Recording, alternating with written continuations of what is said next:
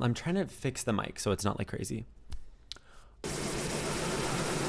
Right now, it's So this weekend I watched The Moment, which is Charli XCX's collaboration with A24. It's a mockumentary style film and it's kind of interesting. I'm so scared to make this video. Please be kind, you guys. So before I get into my thoughts, I kind of want to give a breakdown of what this is and what it means. When an artist reaches like a certain level of success, they tend to start selling you more products. And one of those products is a film, which this usually looks like a concert film, which is basically just a recording of an artist's performance, or it can be like a behind the scenes reality type show. And I'm not usually a huge fan of this because I don't care that much to have a huge parasocial relationship with them. That being said,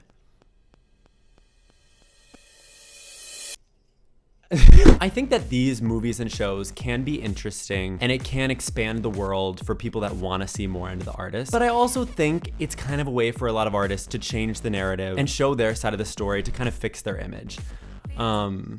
And also make a bunch of money. Which brings me to my point about why I thought The Moment was very intriguing. Because this was a movie that was shot in a mockumentary style, made by A24, playing fictional characters, which is what a mockumentary is. So The Moment. Is this crooked right? There were some things I liked about this movie, and then there were some other things that I didn't love about this movie. But before I get into that, I want to give a little breakdown about what happened. There will be spoilers ahead, so please beware. But without further ado, let's get into it. Hey! Okay, anyways. I would also like to say I'm a big fan of Charli's music. I think she's very talented. I think that Brat was such a game changer. It really was kind of in a genre of its own, this like hyper pop tech, like house. There's so many different inspirations and I thought it was such a beautiful piece of work, as well as the remix album, which I thought was super cool because usually remixes are kind of like an afterthought, but this was like very intentional and original. I loved it. So please be kind when I'm talking about this. I'm strictly talking about the movie and all of the parts of the movie.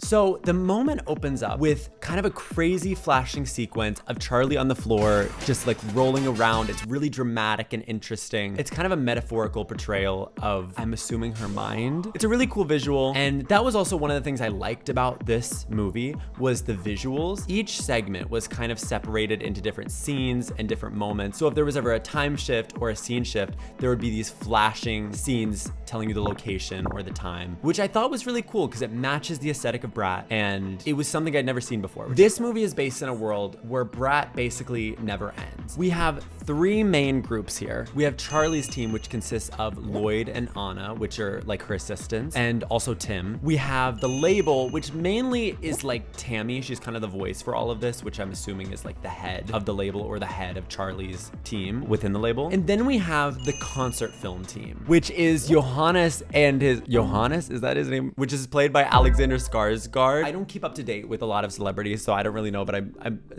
I think he's pretty popular. It was a very star-studded cast. There was like Rachel Sennett, there was that guy from Fleabag that I like. I thought I saw Emma Stone at one point, but it was actually somebody else that looks like Emma Stone. The point is, it had a good cast. And throughout this movie, it's basically Charli versus all of her teams. And her teams are pushing this agenda of like, we need Brat to go forever, and we need to push products and make money and more money and more money and consumerism and capitalism and commercialization. It needs to be commercial. It frustrates Charli a lot because this whole time, nobody has really believed in her. When she was making Brat, she talks about doing it on her own. And now that it's successful, they all want to push it, but they don't want to listen to what she wants to do for her creative. Some of the things they push is like, they have her do like a gay credit card, a concert film, which brings in like the concert film team. Her label is also pushing throughout this that they don't want her to move on from Brat. And that's kind of the premise of this movie. The message of this movie is kind of like moving on and letting go. And that's ultimately what Charli is like learning towards the end of the film. After we meet all the characters, Charli is basically going to a promotion for this gay Brat credit card. And there's like a couple funny moments within there. She ends up being like stressed out and not really caring about the whole thing this whole time. But it's like a huge deal for the label, and her team is like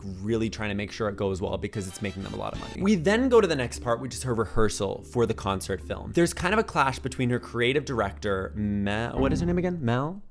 Oh, that's what it was, Celeste.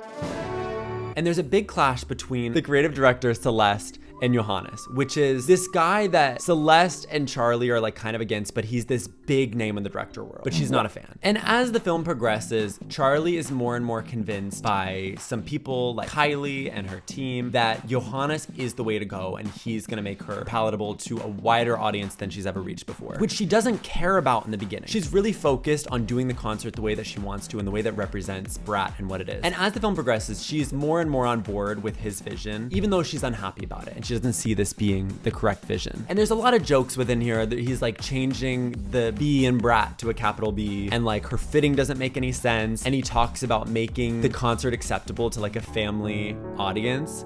And then they're all basically like, we're singing about Coca-Cola. Literally or metaphorically? What's metaphorical?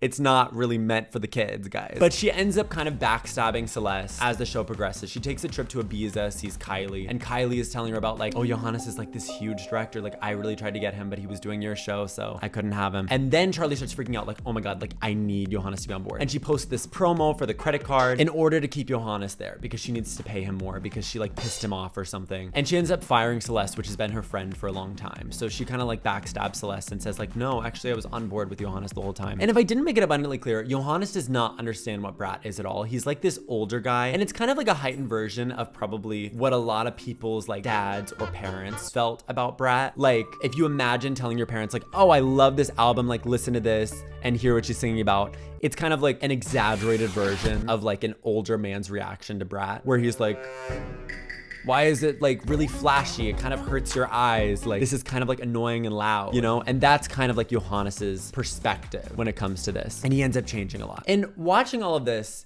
it's very like enraging and annoying to Charli. And since we're viewing it through Charli's perspective, it's very like enraging and annoying to us. Then we reach the climax of the film, which is the bank collapsing.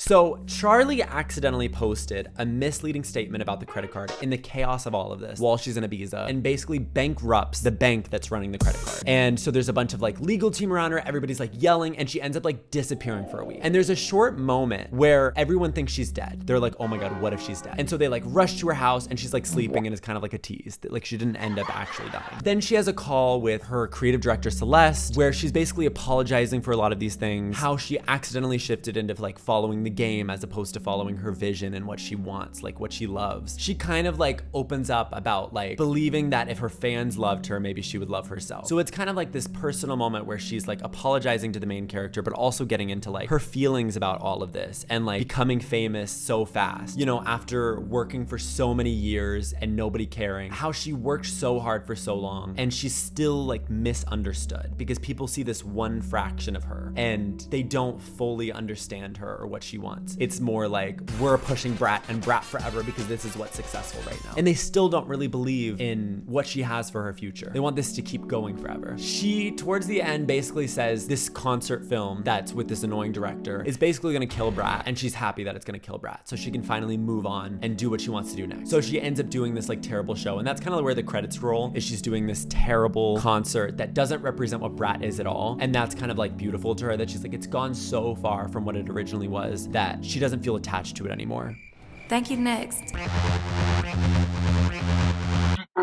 Now I kind of want to get into my thoughts about all this. There were some things that I liked, and please be nice here. I'm strictly talking about the film. I think Charli is awesome. This is not a personal attack on Charli, but I do think there were a lot of flaws in this movie from a filmmaking perspective. First off, the things that I did like. I thought the visuals were really cool. I couldn't find specific stats for what cameras were used in this. It had kind of like this grainy, grungy film look. I mean, it was shot in a mockumentary style, but it was a lot of like handheld, shaky camera movement. It was very fast paced. I liked the way that it was shot and edited. Sean Price Williams, the cinematographer, did a great job in my opinion. From what I could find out, most of the cast and crew haven't worked on a big production until this. This is like the first big production for I think the director and like the writers. I mean, Charli was also one of the writers, like maybe even the cinematographer. A lot of them had like worked on music videos and worked with Charli before, but I think this was the first big film that a lot of these people had done. And I thought the visuals and the editing were really cool. I also loved the concept, this idea of a mockumentary for an artist. I thought was super enticing. Going into it, I was like anticipating it to be like kind of funny and kind of like intense at moments, which it kind of was, but I loved the idea of the concept and also the acting. I think all the actors did a phenomenal job and they were convincing in their respective roles. I also loved the idea of the comedy, like the brat gay credit card I thought could have been so funny if executed properly. Now I'm gonna get into what I didn't love about this movie.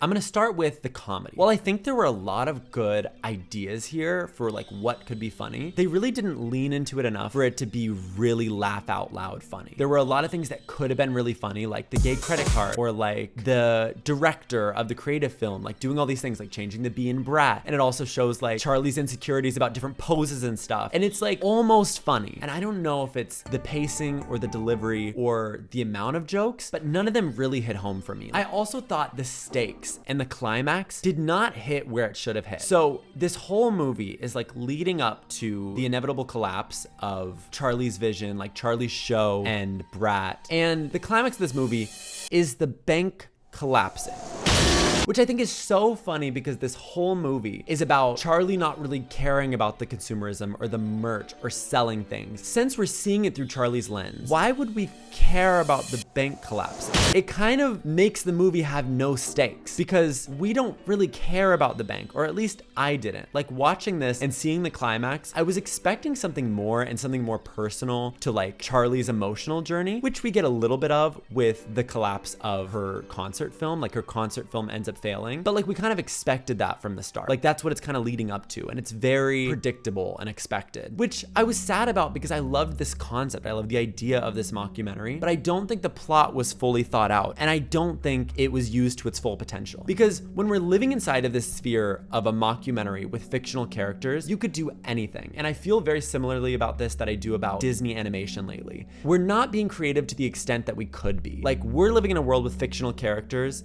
yet everyone is playing just a heightened version of their real life counterpart. Like the label is just a more dramatic version of what a label would look like. Charli's assistants are just a more heightened version of what an assistant would be. And then Charli is like an exaggerated version of Charli, which is not that interesting to watch. And I know a lot of people are gonna disagree with me on this, but it's kind of true.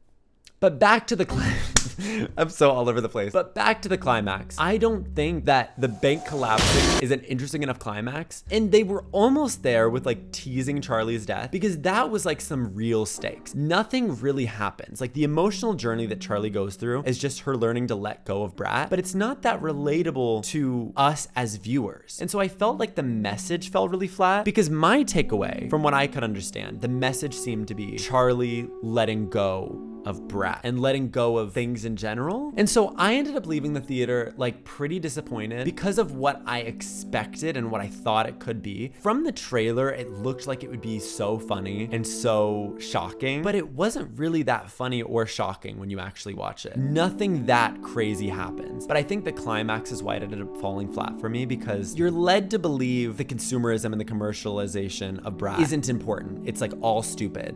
And then when part of the commercial world crashes, being the bank, it's kind of like, why do we really care? It's more just like Charli is stressed. Like the whole time Charli is stressed and you're kind of getting rage baited for 2 hours. I will say that I'm not a huge fan of these types of movies in general. These types of movies that like are trying to stress you out. Like the Safdie bros do this a lot and I'm not a huge fan of that. Like I don't like watching movies where the lead character is just stressed the whole time, especially when there isn't huge payoff. Like I wasn't a huge fan of Marty Supreme, but I saw that it was a good piece of work because there was payoff and there were stakes. And I understand that this is like an artist documentary, kind of. But since it is fictional and it is a mockumentary, I don't really want to compare it to other artists' films because I don't think that it lives in the same world. Although it is about an artist and it is about an artist's album, I think it could have been so much more. And so I'm sad that it fell short for me. But I do think it was a really cool concept. And I do think that visually it was very stunning and it's totally fine if you enjoy it. It just wasn't for me. But obviously go watch it if you feel so inclined. I don't think it's the worst movie in the world at all. I've never seen an artist do this in my lifetime, and I thought it was a really interesting concept. So I think it's still cool as a concept and as an idea. I just don't know if the execution was there. I'm gonna give it, wait, what did I give All's Fair? Because it's definitely much better than All's Fair. Let me just say that. It's better than All's Fair.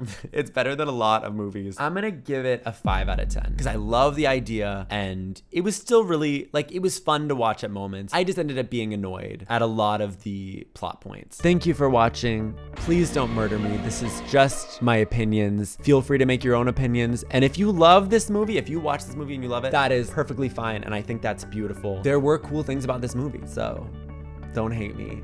And I love you guys. And I also love Charli. So there's that. I'm gonna go listen to Brat.